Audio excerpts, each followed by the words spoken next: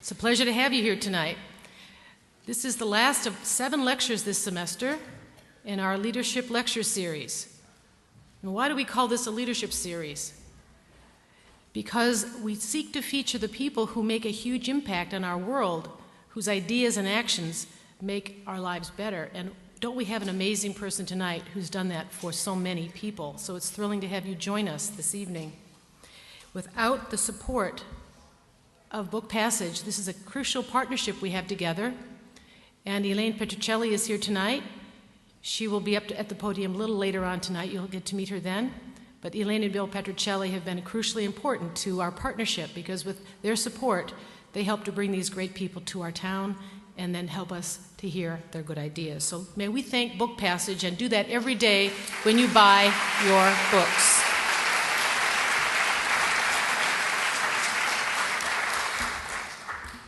With such a large program this semester, we have a remarkable sponsor to support us, and he's in the room tonight, Mr. Richard Stone, the CEO of Private Ocean Wealth Management, the oldest and largest wealth management in Marin County, and we thank you so much for your support. Thank you for your help.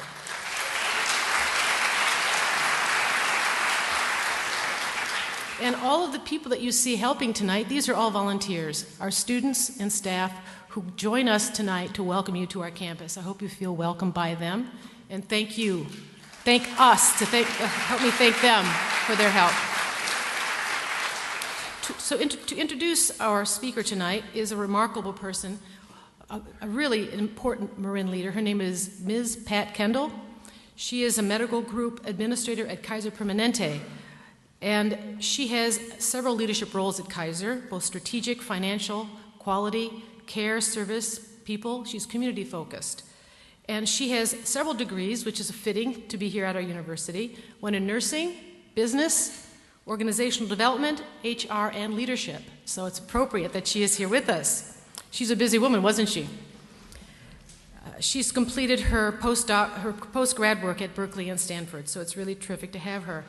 She sits on many boards, the North Bay Leadership Council, Healthy Marin Partnership, Lifehouse, School to Career Partnership, Marin Economic Forum, Hospice, and Marin Sustainable Agriculture, and most importantly, she's on Dominican University of California's Advisory Board for the School of Health and Natural Sciences. So please welcome Ms. Pat Kendall.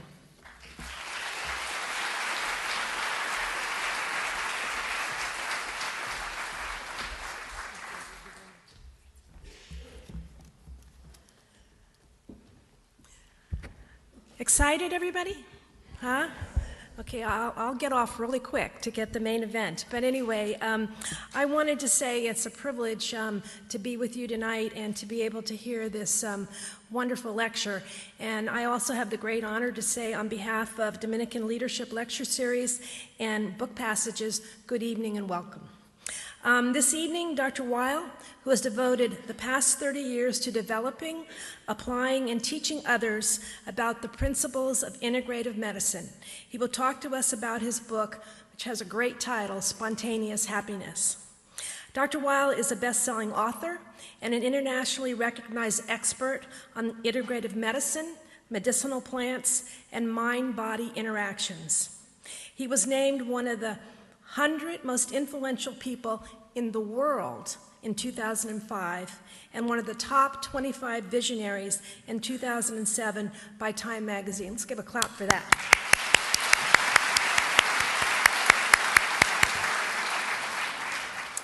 He's a gentleman who's Harvard through and through. He received his medical degree and his undergraduate degree in biology and botany from Harvard University. In 1994, he established the Arizona Center for Integrative Medicine at the University of Arizona, where he's also a clinical professor of medicine, professor of public health, and the Lovell Jones Professor of Integrated Rheumatology. And I can tell you from my medical background, that is pretty amazing. The center trains physicians, medical students, nurse practitioners, pharmacists, and allied health professionals in the philosophy and the practice of integrative medicine. And I think the key word there is philosophy. Dr. Weil is also the founder of the Weil Foundation, an organization dedicated to sustaining the vision of integrative medicine. He is also the editorial director of drweil.com, the leading online resource for healthy living based on the philosophy of integrative medicine. I think that's pretty special as well. In Spontaneous Happiness, Dr. Weil gives us the foundation for attaining and sustaining optimum emotional health. Rooted in Dr. Weil's pioneering work in integrative medicine, the book suggests a reinterpretation of the notion of happiness. Give that a thought for a second. The reinterpretation of the notion of happiness discusses the limitations of the biomedical model in treating depression and elaborates on the inseparability of both body and mind. I really feel we're in for a treat tonight, so ladies and gentlemen, please give a spontaneous and warm welcome to Dr. Andrew Weil.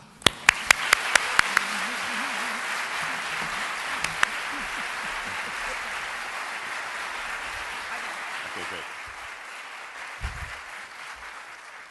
Thanks.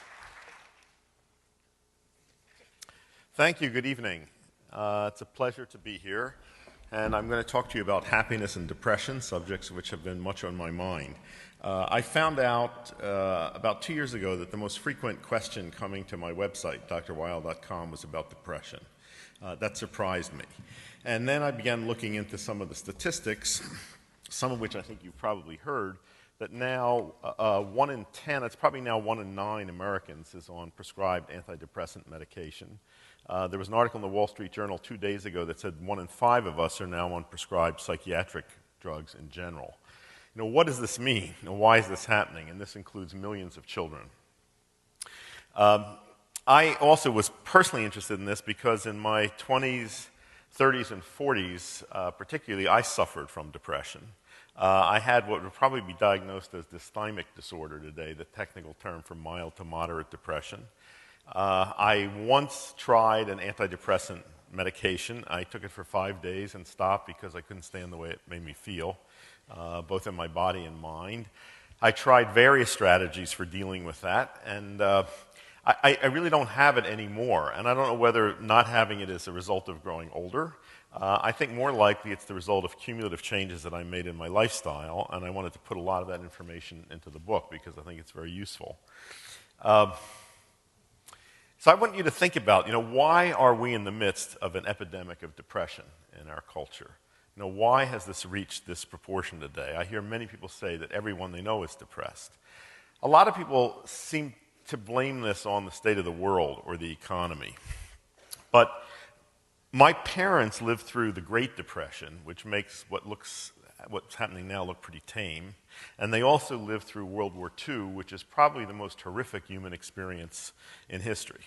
And all indications are that mental emotional health were much better in our population in that period than they are now. So I don't think it has anything to do with the world. I think the world has always been this way.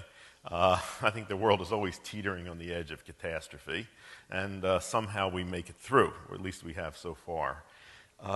So I think there's something else going on here. Now, clearly it seems to me that some of the depression epidemic is manufactured by the medical pharmaceutical complex, which has been very successful at convincing people that ordinary states of sadness are matters of unbalanced brain biochemistry which require treatment with drugs.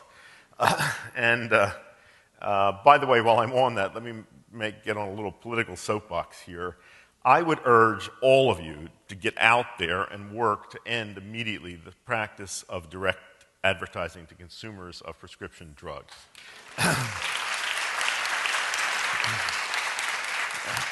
Only one other country in the world allows that, New Zealand. I have no idea how that happened here, how that got slipped through.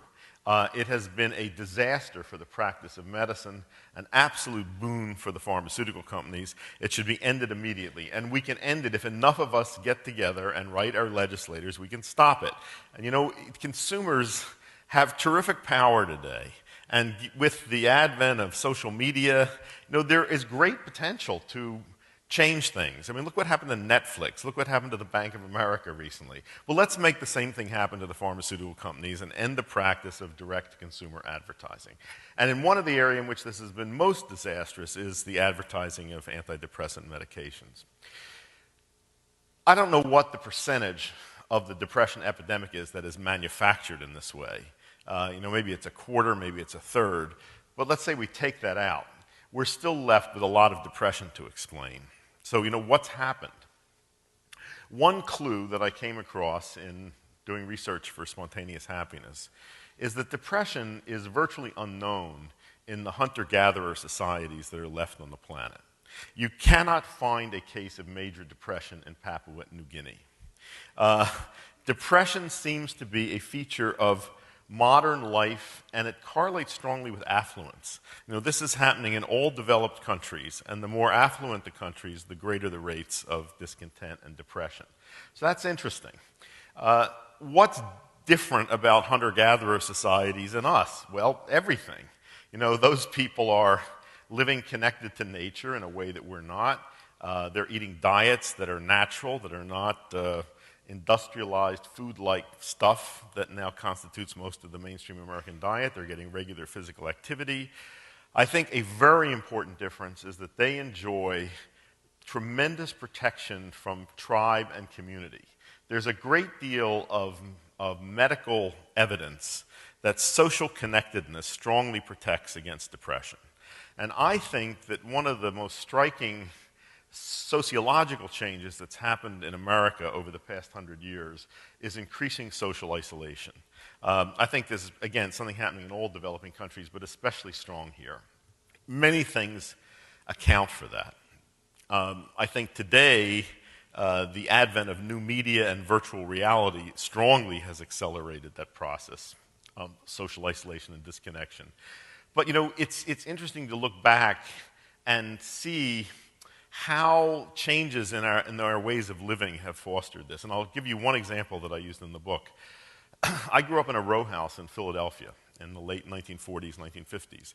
One of my memories, very vivid, is that in the era before air conditioners, on hot summer nights, the entire block was sitting out on front steps. Kids were playing ball in the streets. And this was a tremendous opportunity for neighborhood interaction. I mean, there was a real community out on the front steps in those evenings. When we got an air conditioner, it became possible to stay indoors. And we congratulated ourselves on that. This was a sign of progress and that we had made it to a certain level. I think that's representative of the way a lot of the conveniences and technological advancement of modern living have undermined social connection. It's made it easier and easier for us to live in isolated cocoons that are very comfortable, and we think this is a good thing. A tremendous number of people I meet today say they don't even know their neighbors. I mean, this is not uncommon in America today. So I think this is a very significant factor, that increasing social isolation, I think, is one of the main factors responsible for epidemic depression that we're seeing today.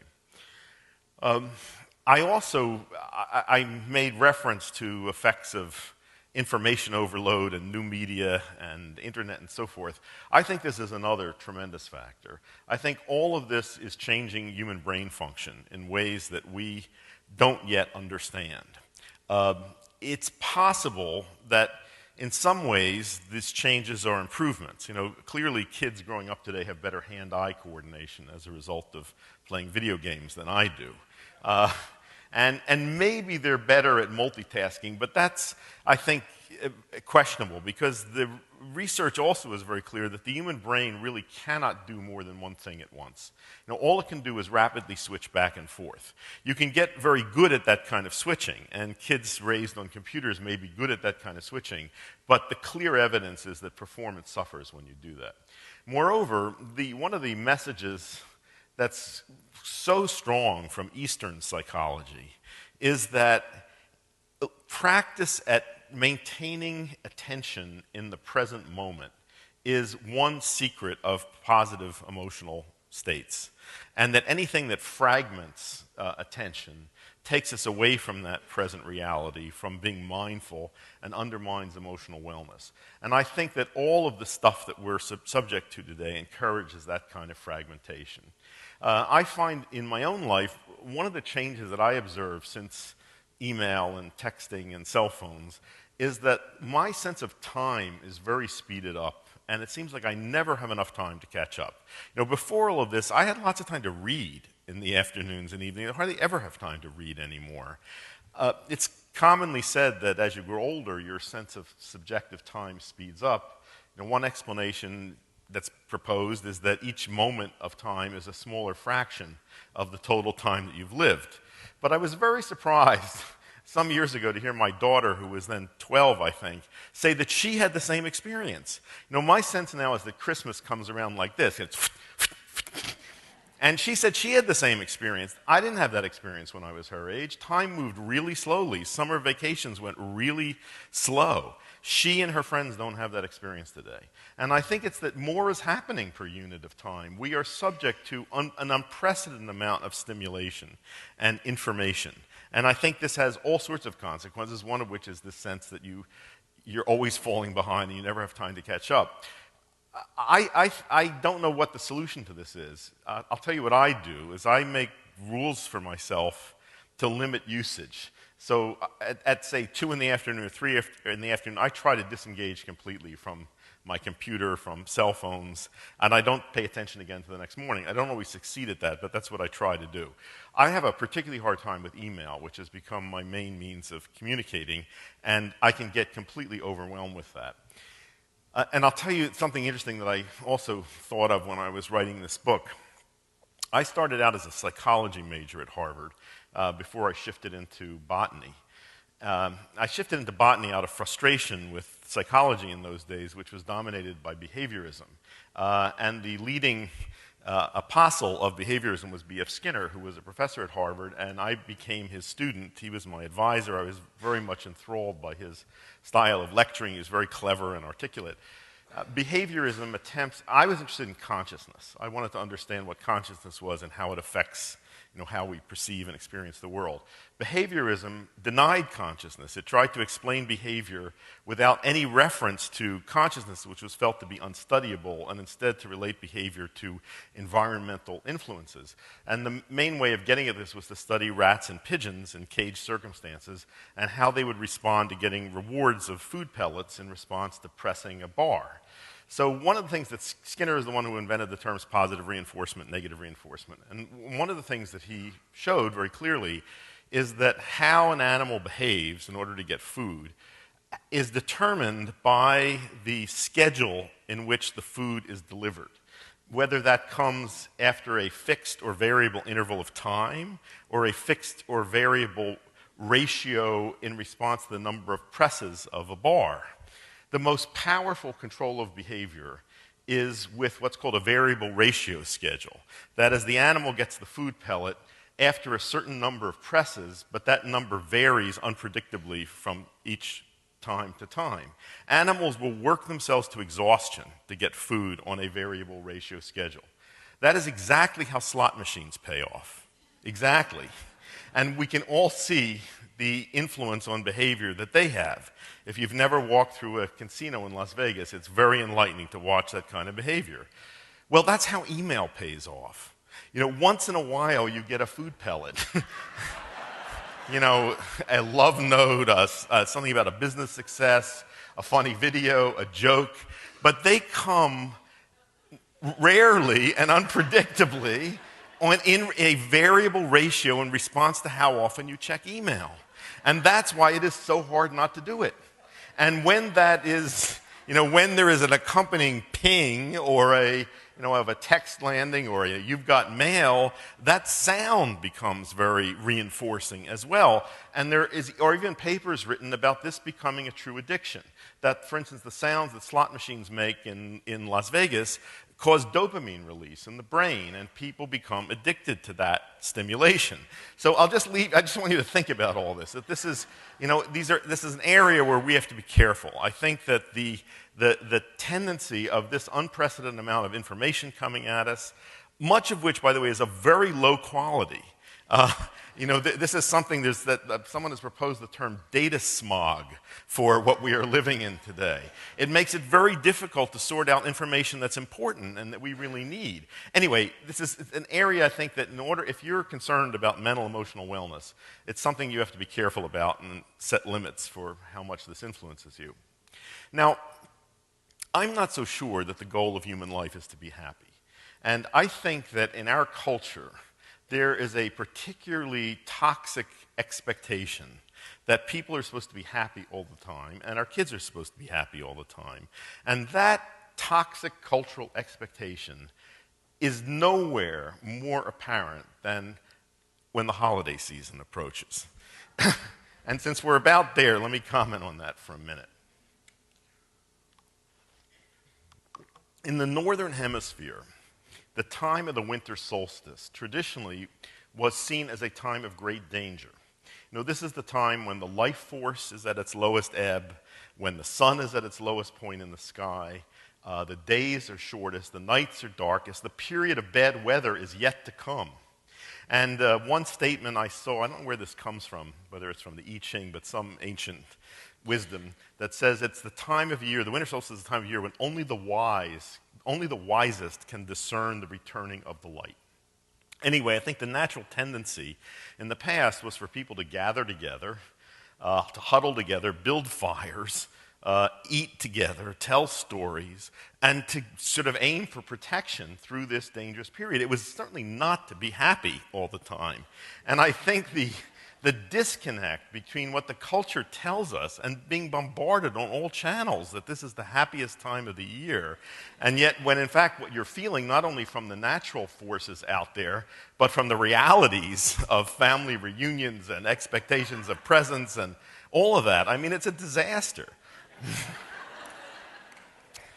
One of the things that I found in researching this book is that the origin of the word happy, I did not know this, it comes from an Old Norse root that means luck or fortune. It's related to the words perhaps and happenstance. And that suggests that people tend to pin their hopes for happiness on external things. And I think that's in fact what most people imagine. I don't think fortune is a very good place to pin your hopes for positive emotions because fortune is fickle, and if you sign up for the highs of fortune, you're going to get the lows. I think, in fact, that's the case in this culture, that many people imagine that happiness has to do with getting something that you now don't have. You know, a new car, a bigger house, a better job.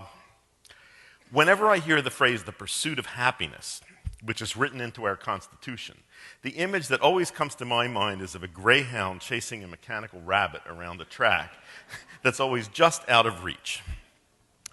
I think a much better goal to strive for in the emotional realm is contentment. Contentment is a sense of completeness, wholeness, that's independent of external circumstances of what you have. And I think in addition to working towards being more contented or experience that more of the time, it's also useful to work at experiencing greater comfort and serenity and resilience, which allows you to ride the ups and downs of life. And we're supposed to have emotional lows as well as highs. Just as there are sunny days and cloudy days, moods are supposed to vary. They're not supposed to vary in extremes, to extremes that incapacitate us, but I think it is normal to cycle. One of the senses that I had in the period of my life when I was experiencing depression was that some of this was existential, that this was part of who I was, and that I had to accept this. And I also had a suspicion, which I found very difficult to talk to anyone about. I mean, I tried various forms of psychotherapy that really never did much for me. But one of the ideas that I had that I found very difficult to talk with mental health professionals about was a sense that somehow my depressions were connected to my creativity. And that not necessarily why I was in them, but when I came out of them, I often came out with inspiration and the burst of energy to write, for example.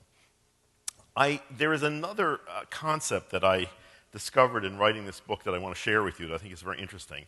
There's a field called evolutionary psychology, quite new, which attempts to explain our mental processes in evolutionary terms. And very recently, a few evolutionary psychologists have suggested that natural selection has picked a trait toward depression as something that has survival value. And this may be one reason why we're so prone to it. And their reasoning goes like this. The essence of depression is a strong inward focus and a tendency to ruminate, to chew over and over on the same thought or thoughts, which are often the source of emotional distress. The term depressive rumination in psychology is always used in a pathological sense. This is seen as a bad thing. But these evolutionary psychologists suggest that depressive rumination and inward focus favor problem solving. And that if you're confronted with a very difficult problem, that doing this, engaging in depressive rumination until you decide either that the problem is insolvable and you give it up, or you come up with a solution and move on. And this may be one reason why we see such an obvious correlation between depression and creativity. I mean, I could spend the whole evening giving you lists of names of famous artists, composers, writers, musicians who have suffered from depression, many of whom have turned to alcohol or drug use, some of whom have committed suicide, but this correlation is very striking.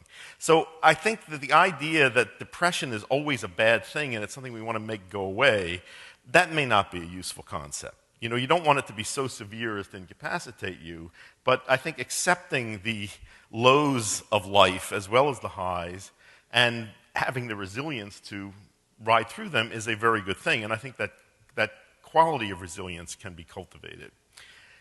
I have to tell you that I'm not a big fan of antidepressant medications. I think they may have their place, but the theory on which they're based looks very shaky to me. And there is a growing body of medical evidence that the most popular class of antidepressants, the SSRIs, work no better than placebos. I'm sure you've seen some of this in the papers, but this is really a very solid case being built. And the people who are proponents of these drugs, when this started to come out, retreated to the position, well, that may be true in mild to moderate depression, but there's a clear usefulness in severe depression. Now, even in severe depression, it's impossible to demonstrate a difference between placebos, and it's only in very, very severe depression, which is a fairly small minority of cases, that there might be an advantage to using antidepressant drugs.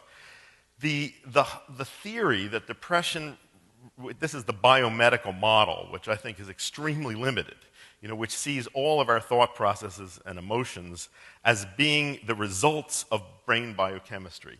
And therefore, you address the biochemistry and you can forget about everything else.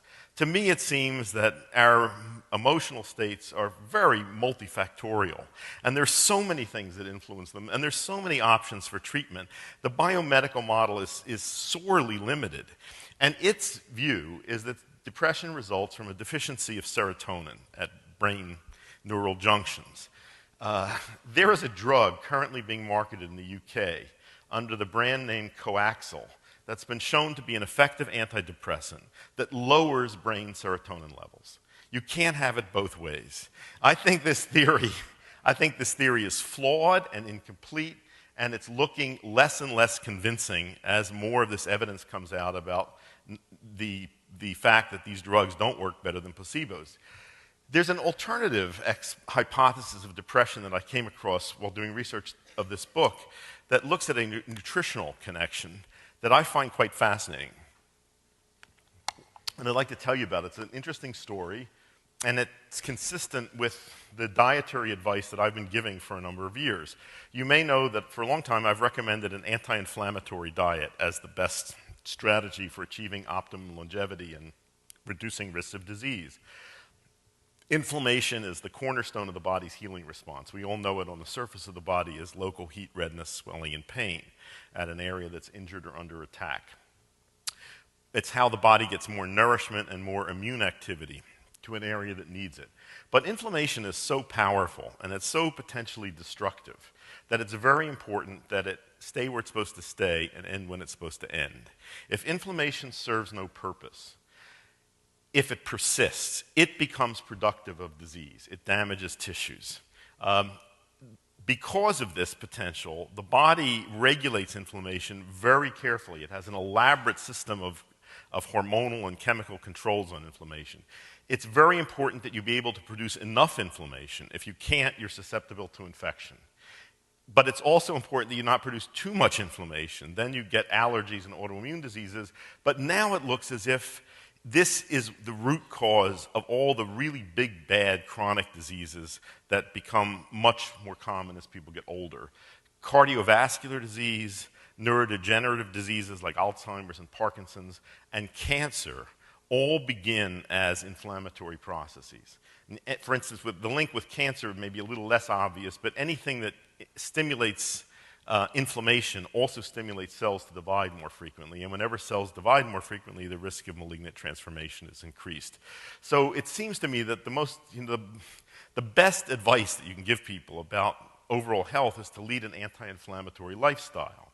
A lot of things influence inflammation: genetics, stress, exposure to environmental toxins like secondhand smoke, but diet has a huge influence. And in a nutshell, the mainstream American diet, or the modern diet, is strongly pro-inflammatory. It's pro-inflammatory because of what it gives you, which are the wrong kinds of fats, the wrong kinds of carbohydrates, and because what doesn't give you, which is all the protective elements mostly found in fruits and vegetables and herbs and spices and teas and so forth that protect the body against inflammatory damage. If I could summarize everything I know about nutrition and health in one sentence, it would be to stop eating refined, processed, and manufactured food. That simple. But now there appears to be an interesting link with emotional health, which I was unaware of. And the way this story developed, I find fascinating. Farmers have long known that when domestic animals get sick, usually with infectious illnesses, they exhibit a characteristic pattern of behavioral changes that are called sickness behavior. And these include immobility, loss of appetite, loss of interest in socializing with others of their kind, loss of interest in sex, changes that are strikingly similar to changes in human beings who have major depression. Farmers have traditionally attributed sickness behavior to fatigue associated with illness. But in the 1950s, it was found that this was mediated by a blood-borne factor. You can take blood from an animal showing sickness behavior, inject it into a healthy animal, and that animal shows sickness behavior. Nobody knew what was responsible. It was called factor X for a long time. In the 1970s, factor X was identified as a group of regulatory proteins used by the immune system to control inflammation. These are called cytokines. They include things like interferon and the interleukins and tumor necrosis factor. Shortly afterwards, some of these became available in purified form as medical treatments. For example, interferon became available as a treatment for chronic hepatitis. One of the most severe and dangerous side effects of interferon therapy is severe depression and suicide. And if you look in the package inserts of interferon, this is very prominent in bold print, as a serious side effect. So this has led to the cytokine hypothesis of depression, which to me makes a lot more sense than the serotonin hypothesis of depression. And it links depression and upregulated inflammation in the body. These are correlated. And it may be now that that depression that we're seeing in our culture, that one factor producing this is another manifestation of a pro-inflammatory state that people in our culture are mostly in, strongly as a result of the diet that they eat. In addition to the physical interventions that you can do to protect yourself from depression, to enhance emotional wellness, there's a whole range of mental things that can be done that both include new forms of Western psychotherapy, such as cognitive behavioral therapy, which I find to be much more time and cost efficient than traditional forms of psychotherapy. This is one way of learning to manage thoughts. Thoughts really are the main source of both anxiety and despair, and it is not an easy process to learn to manage or change thoughts, but we have these new forms of psychotherapy that are highly effective. From Eastern psychology, there's a whole range of techniques, many of them centered on forms of increasing attention, focusing attention. I think in my own case, practicing meditation, which I've now done over a very long period of time, has been one of the strategies that has most, in me, cultivated emotional resilience and serenity and been responsible for the fading of the depressions that I used to experience. I also included in the book a lot of discussion of what I call spiritual interventions under the heading of secular spirituality. And this is a term I've been trying to popularize. I am a very much believer in, and I place great importance on, the non-physical dimension of our lives. And I think this is a very significant influence on our physical health and our mental health. And I've always tried to give people advice about how to manage that non-physical area. But I like to do that without reference to a deity or to the supernatural, or to sacred books, or to ideas that are in conflict with what we know to be scientific truth. And so I find it easier to put this all under the heading of secular spirituality.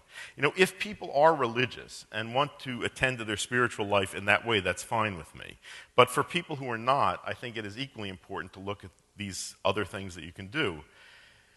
Under that heading, there are a lot of things that I could discuss, and I'll be happy to answer some questions about this. There is a very interesting body of information showing that emotions are contagious, that we exert some kind of influence on each other in the non-physical realm, and we can chart the progress of emotional states through groups exactly the way that we can chart the progress of infectious diseases. So not only is depression contagious, but happiness is contagious. And this has been statistically charted. If you have a happy friend who lives within a half mile of you, your chance of being happy is increased by 20%. And that effect falls off with distance. And beyond a certain distance, it's a negligible effect. This is very interesting, and that means you should pay a lot of attention to the people that you associate with and try to have happier people in your circle. There's another interesting idea that I came across that I like. There's a hypothesis. This was first proposed by Charles Darwin, interestingly enough. He called this the facial feedback hypothesis of emotion, which states that it's generally assumed that if you have an emotional state, your facial expression reflects that. So the arrows of cause and effect are going from the mind to facial musculature. Darwin suggested that facial muscular had a feedback effect on the brain, so that imitating or simulating an emotional state with your face actually eventually produces the emotion. Now, of course, this is something known to every good actor. This is what actors do in order to emote. And you know what? This gives some real scientific credence to such trite phrases as smile and the whole world smiles with you. But it is in fact true that you can, by smiling, by laughing, you can produce the corresponding emotional states. So it works in both directions.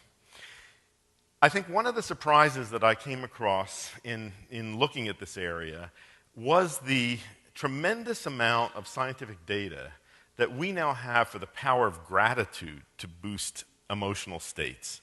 There are two aspects to gratitude. One is feeling grateful, and the other is expressing it. And both of these are necessary. And gratitude is feeling thankful for something that you've received. It's not about something inside you. It's about feeling grateful for something that you experience as a gift, whether that's your health, the sun, the food on the table, and so forth. We also have a great deal of scientific evidence about the power of forgiveness to improve emotional states, but forgiveness is not so easy. That's got a lot of tough stuff associated with it. The challenge, I think, in myself when I look at this, I think that the two main challenges to forgiving, the first, the biggest one, is not wanting to exonerate the person that you see as having harmed you or caused you injury, not wanting to make that person innocent. And this is a subject of much theological and philosophical writing. And the general conclusion, which I think is very important, is that forgiveness is something you do for yourself, not for the other person. And the other person need not even know about it. It is giving up a burden of toxic emotions that you are carrying with you. But anyway, I think this is a charged subject. On the other hand, gratitude, there's nothing in the way of doing that. It's totally easy. All you have to do is remember to do it. There's an exercise that comes from the field of positive psychology, a relatively new branch of psychology, which I think is terrific. Some of you may be aware of it. It's called keeping a gratitude journal. You get a little notebook that you dedicate to this and keep it by your bedside. And during the day, you make mental notes of things that you have to be grateful for. It doesn't have to be many, 1, 2, 3, whatever. And when you get into bed, you jot them down. Doing that exercise for 1 week can produce lasting emotional uplift for 6 months.